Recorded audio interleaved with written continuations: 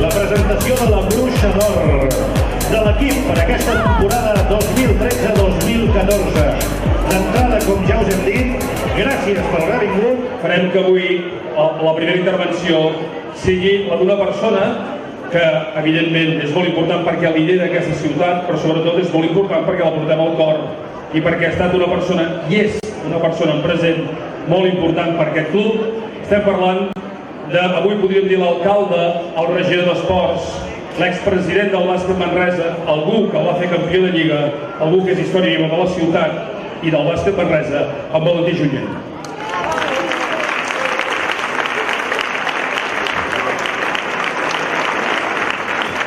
Deia poca cosa, us haig de dir. En primer lloc, moltes gràcies per estar en aquest acte.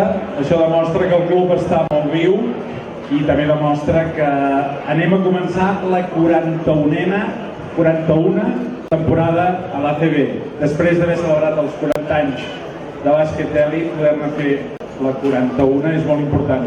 Jo crec que això és bàsicament gràcies al suport de tota la gent que creieu en el bàsquet i l'home que ha confiat en la seva marca a ser les samarretes de l'equip, però també a fer possible que un any més estiguem a l'ACB. Per tant, també aquest aplaudiment per ser lliure.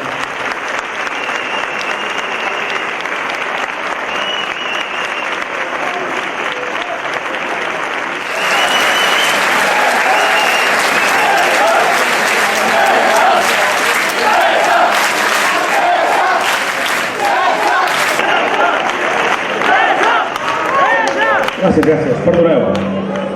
Perdoneu, però sabeu què? Això d'avui gairebé és un somni fet realitat, perquè fa uns mesos, li deia l'alcalde, semblava molt difícil que poguéssim tornar a viure un dia com aquest. I sense la Bruixa d'Or tot això no tindria cap mena de sentit. Per nosaltres, que avui el Xavier Gabriel estigui entre nosaltres és altament significatiu, perquè vol dir que confia en un club que, malgrat les dificultats, continua viu. I que el 13 d'octubre, al Nou Congost contra la Penya, puguem cantar la primera victòria de la temporada. Moltes gràcies. Gràcies, Josep. Gràcies, president. Per mi és un plaer poder estar aquí, poder estar al costat de Manresa. Estic supercontent perquè a Manresa tinc molts amics, molts clients, i en conseqüència em sentia identificat, com sereu vosaltres des de fa molt temps, directiva que teniu i l'alcalde, amb persones positives com són elles. Estem visquent aquests moments difícils, però crec que l'optimisme és l'únic que no s'ha de perdre, la il·lusió que ha d'anar endavant.